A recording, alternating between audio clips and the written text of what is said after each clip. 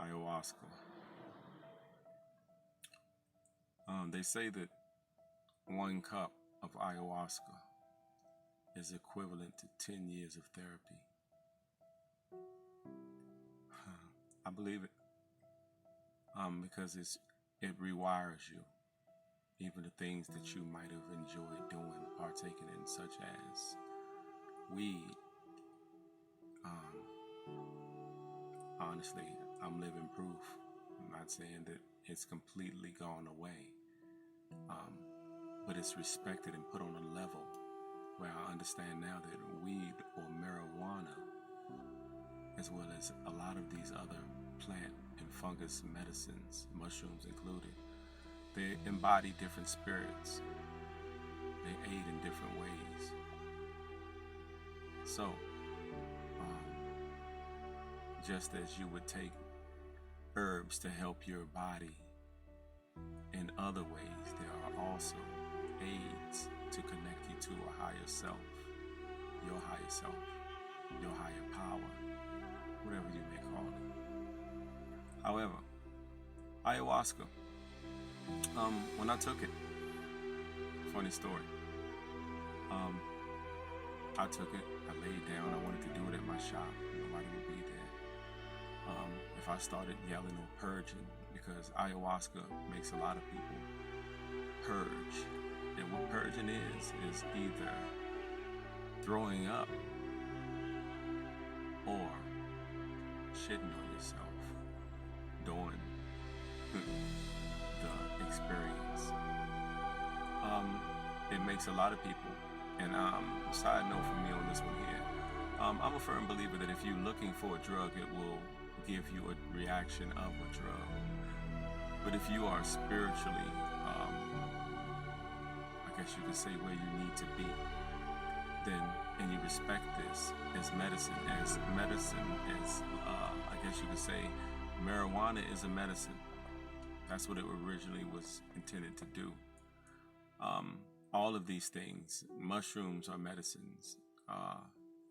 All of these natural substances that were placed here, they were placed here for, of course, a reason.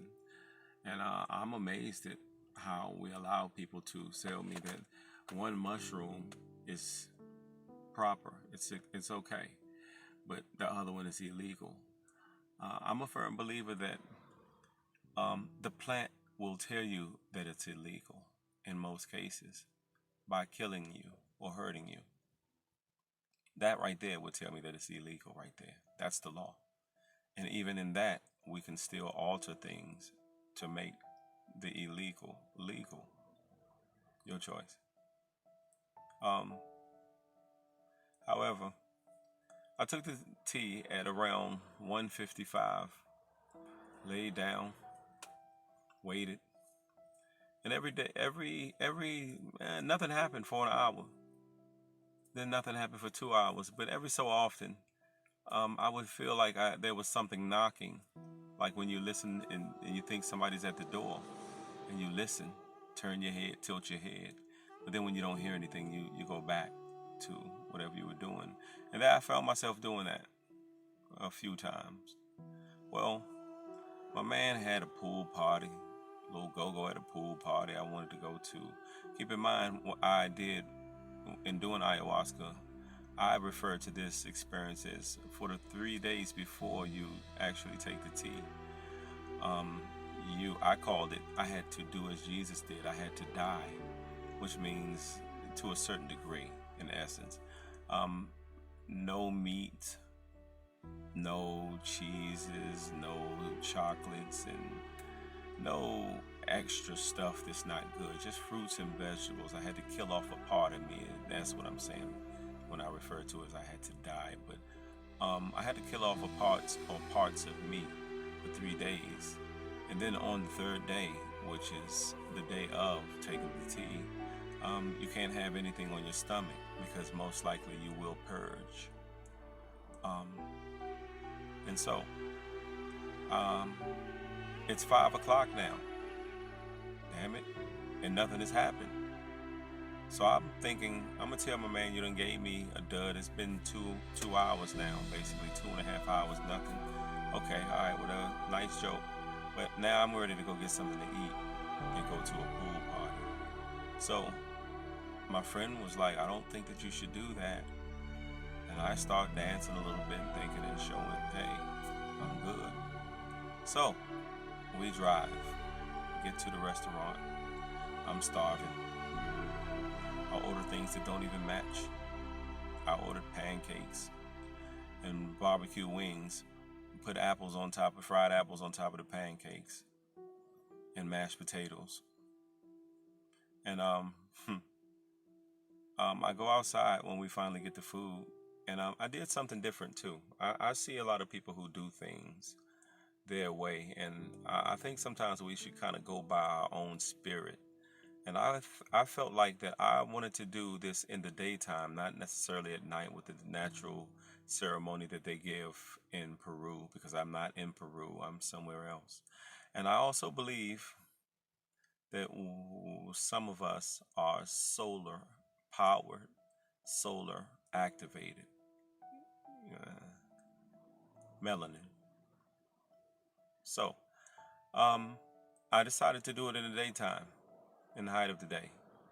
So I noticed that once I sat down to eat, I put one chicken wing in my mouth, and this was a very, very good place.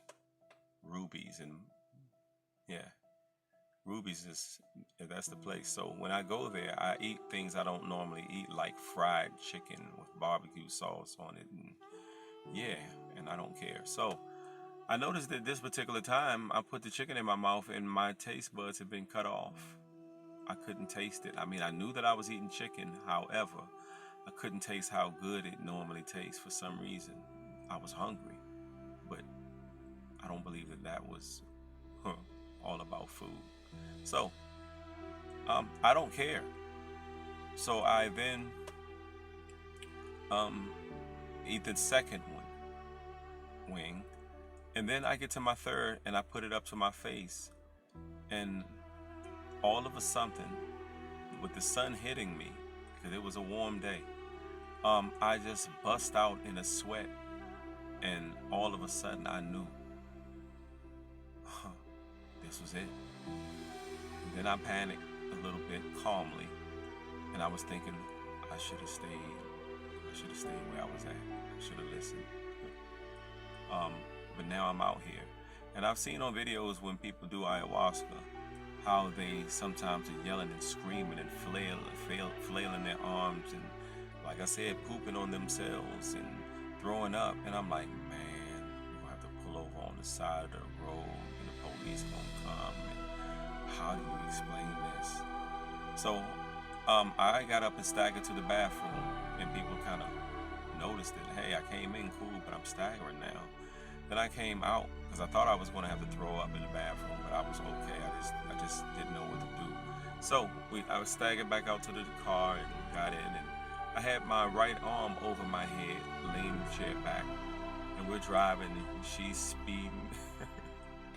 She's speeding. So all of a sudden, after a few minutes, I start seeing the kaleidoscope of colors and coming at me and all of that. And then the next thing I know, I take my hand that's over my head, my right arm, and then I slam it down on my lap, on my knee, and I say, I'm losing strength, and it's gaining strength. And I literally felt myself leaving in another type of presence of sorts. Finally get to the house. I go and I feel real light for some reason because I'm trying to hold on. I'm just trying my best to hold on. Like, I don't know, on the whole ride, which was about 20 minutes, I'm holding. It's like I'm trying not to let something bust into me or me bust out of me and be replaced. So once I get in there, I fall on the bed on my stomach, and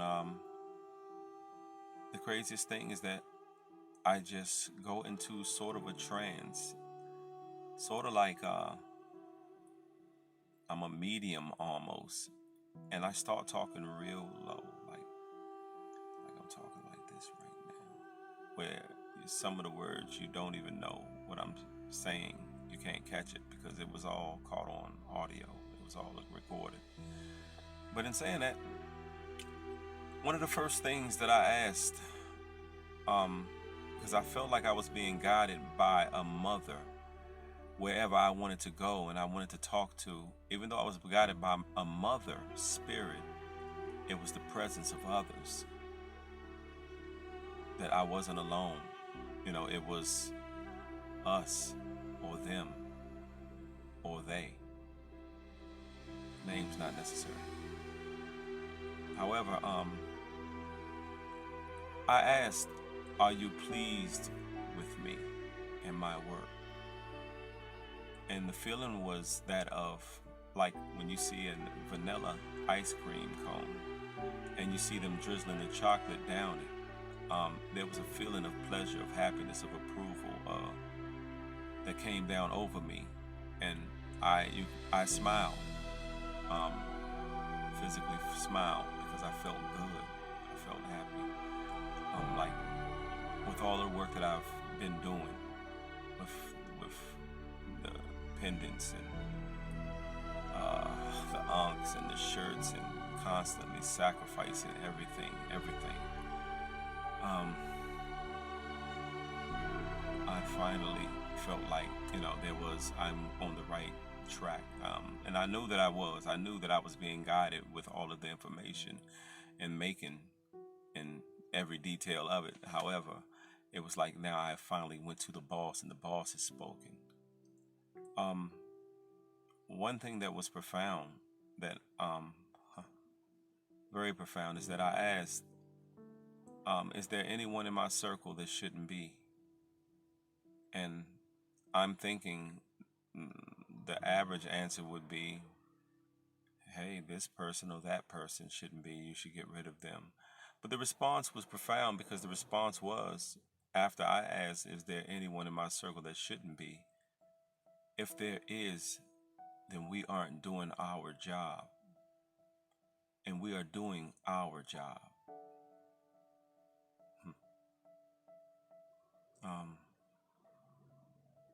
Later, at some point, I was told that from them, and I quote, "You have been through a lot, but we have taken really good care of you."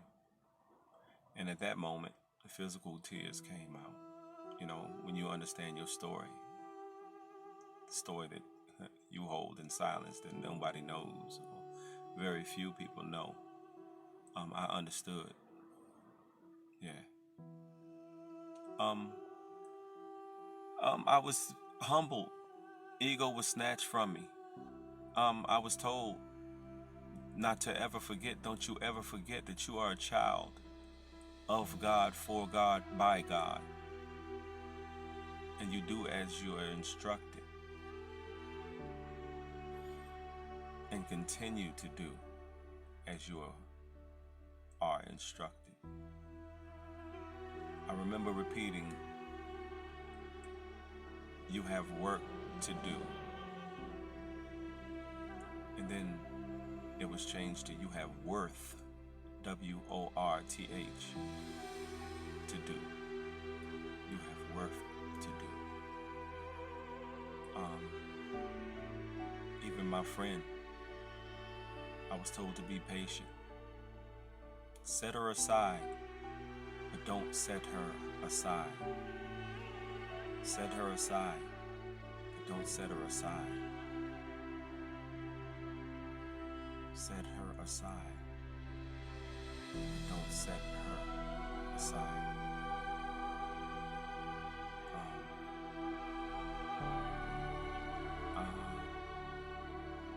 I was taken around. I was shown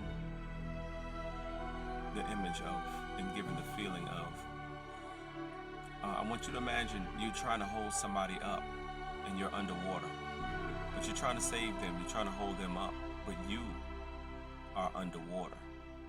But you're doing what you can to make sure that you help, but you are underwater. And that with these people, sometimes we have to let them go, come up for air, and then, if we can help them, go back down. Because I understand some of these people actually need us. As much as you don't want the responsibility of helping some people, they need you. They need you. They don't need your brother, your sister, or their friends. They need you, because only you have the recipe. You. They can't get it from anyone else. So we have to understand that. The craziest thing is that I was taken around and I was shown the people that I wanted to find out about, that I wanted to meet and know and confirm that's in my circle, or whether to do business with this person or whatever I felt. And so I was taken to people and I was given names, strange names. And these are all of the names. I'm just going to give you the names that I was given as soon as I met them, and you can hear me on audio spelling these names out. I was taken to a female friend, and her name was Turkle, Turqle. I was taken to her son. His name was Derlasek. Her daughter is Nint. I was then taken to my son. His name was Kiot. My son's name is Rakim. I named him Rakim, but it's Kiot. My daughter is Amand. Rich Grills. Nebeg Kanisha. That's Nebeg hyphen Kanisha. And when I was asking about him, as far as business or whatever, I was told that he is struggling with, but overall, a good dude. Actually, he's struggling with, but overall good. So, they also told me that he's not from here, and I understood that he's not from here, and I mean here, not here.